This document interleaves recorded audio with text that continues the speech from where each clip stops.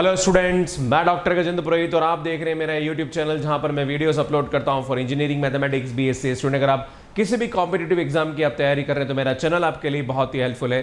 Student, अगर आप CSIR net की तैयारी कर रहे हैं और आपका पार्ट ए अगर आपको अच्छा कर रहा है तो मेरा नया वाला यूट्यूब चैनल बहुत ही हेल्पफुल है जिस पर मैं अभी वीडियोस अपलोड कर रहा हूँ। स्टूडेंट, अगर आप life science, physics, chemistry, mathematics किसी भी सब्जेक्ट के साथ अगर आप CSIR नेट का एग्जाम दे रहे हैं तो पार्ट ए के लिए आप मेरे वीडियोस यहाँ पे देख सकते हैं जहाँ पर मैं प्रीवियस ईयर क्वेश्चन सॉल्व करा रहा हूँ। स्टूडेंट, अभी मैंने रीजनिंग के क्वेश्चन यहाँ पे सॉल्व करा रहा हूँ जहाँ पर ITAB है, यहाँ पे आप पुराने मेरे क्वेश्चन है वो आप देख सकते हैं। लाइक ज्योमेट्री है, मैंचुरेशन है, प्रोबेबिलिटी है, न्यूमेरिकल एबिलिटी है, देन डेटा इंटरप्रिटेशन, ये सब वीडियोस भी आप यहाँ पे देख सकते हैं। सो स्टूडेंट देखिए यहाँ पे क्वेश्चन 2019 में पूछे गए क्वेश्चन और 2019 में जून 19 में ये क्वेश्चन पूछा गया था आपसे। विच of the following diagrams represent the woman, mother and human being.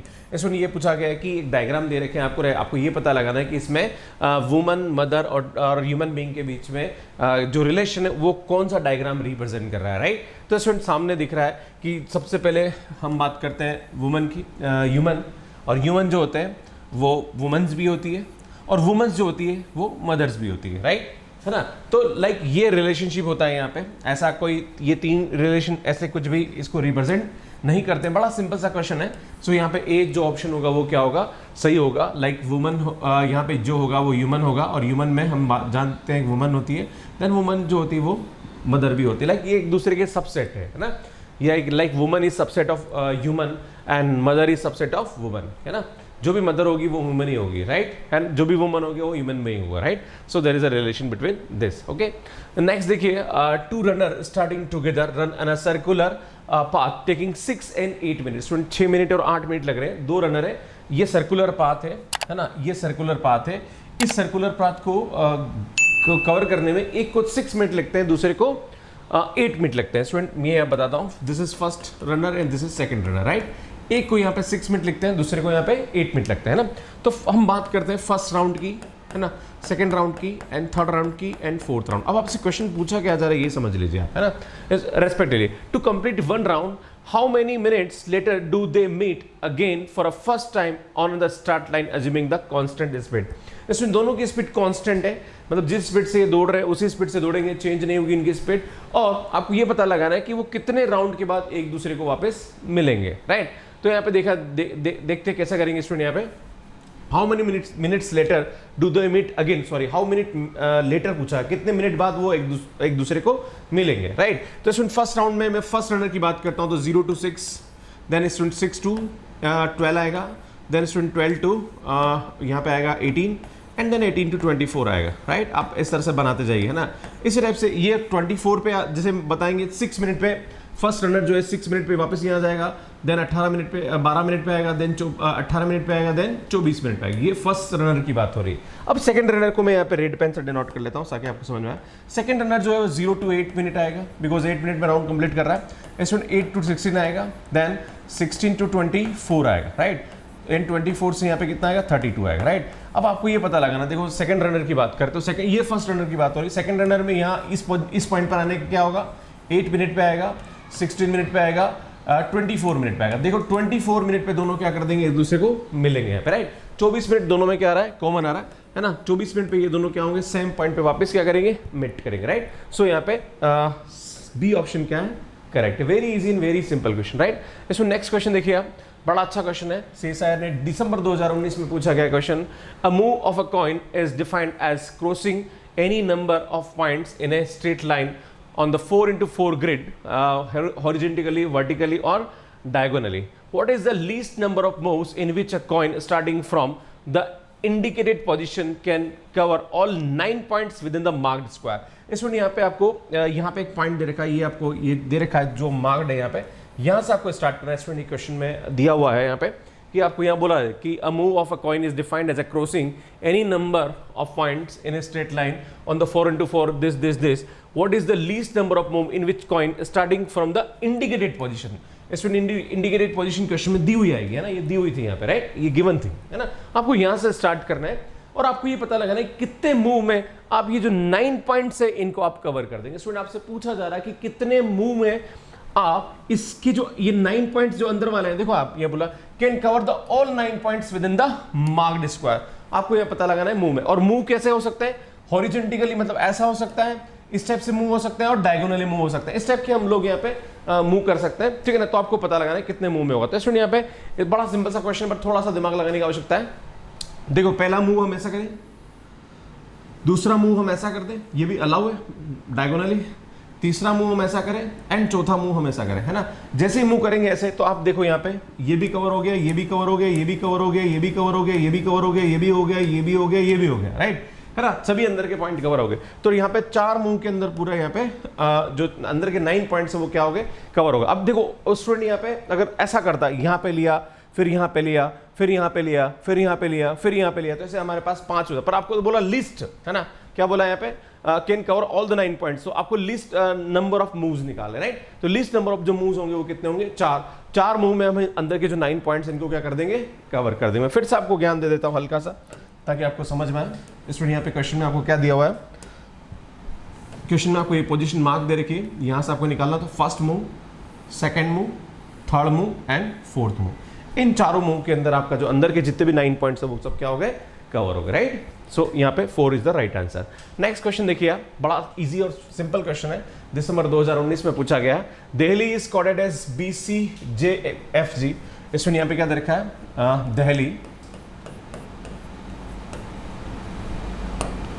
Delhi को क्या कोड कर रखा है, बड़ा सिंपल सा क्वेश्चन है यार, है ना। दिल्ली को क्या कोड कर रखा है, देखो यहाँ पे BCJFG, राइट। और एक और आपको दे रखा है मद्रास, है ना।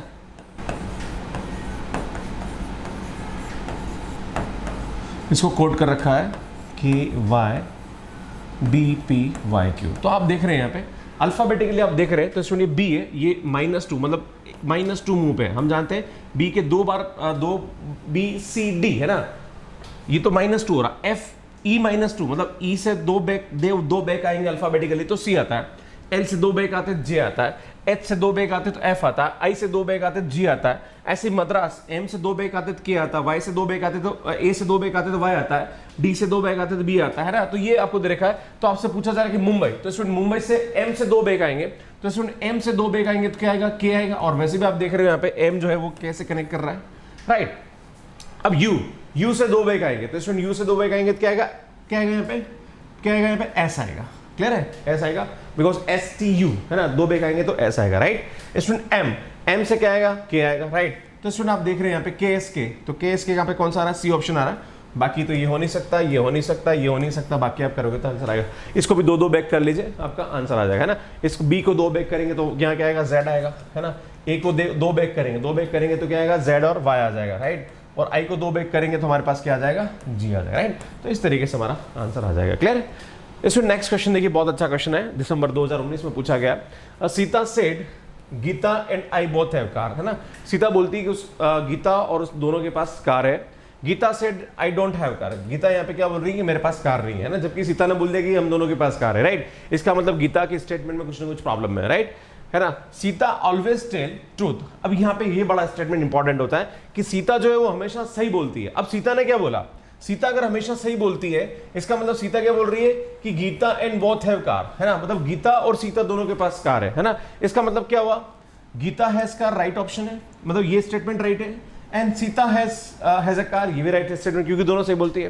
बट आगे क्या, बट गीता समटाइम्स लाइक, ये बोल रहा है कि गीता जो है वो कभी कभी क्या होती है, झूठ बोलती है। और वाकई में गीता ने झूठ बोला है। क्यों बोला है, क्योंकि सीता ने बोला है कि गीता और सीता दोनों के पास कार है, पर गीता तो बोल रही है कि आई डोंट हैव कार। इसका मतलब गीता के पास कार है, फिर भी गीता बोल रही है कि मेरे पास कार नहीं है। इसका मतलब गीता यहाँ पे क्या कर रही है, लाई कर रही है। इसका मतलब ये तीनों स्टेटमेंट जो है क्या होंगे, सही होंगे। तो सी ऑप्शन यहाँ पे क्या हो जाएगा, राइट हो जाएगा। अरे बड़ा सिंपल है भैया, देखो यहाँ पे Sita always tell truth, Sita ये बड़ा इंपॉर्टेंट स्टेटमेंट है, इससे हमारा पूरा क्वेश्चन कंक्लूड होगा।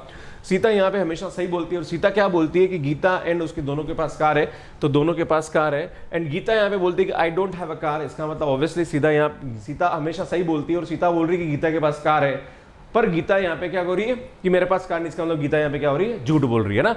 सो यहाँ पे Gita is lying. So all first second third statement are right. तो इस तरीके से इस क्वेश्चन को यहाँ पे ये बोल रहा है which of the following statement is true. So first and second and third statement are true, right.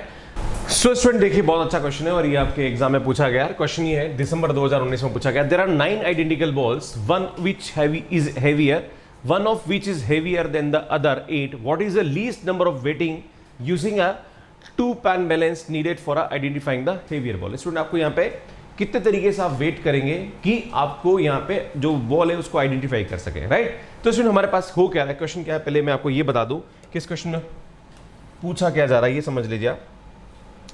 इसमें यहाँ पे आपको 9 बॉल दे रखी, 1 2 3 4 5 6 7 8 एंड 9 बॉल, ये 9 बॉल गिवन है, राइट। इसमें ये 9 बॉल गिवन है और आपसे बोला जा रहा है कि इसमें से एक जो बॉल है उसका वेट ज्यादा है, राइट। मान लीजिए 1 kg, ये भी 1 kg है,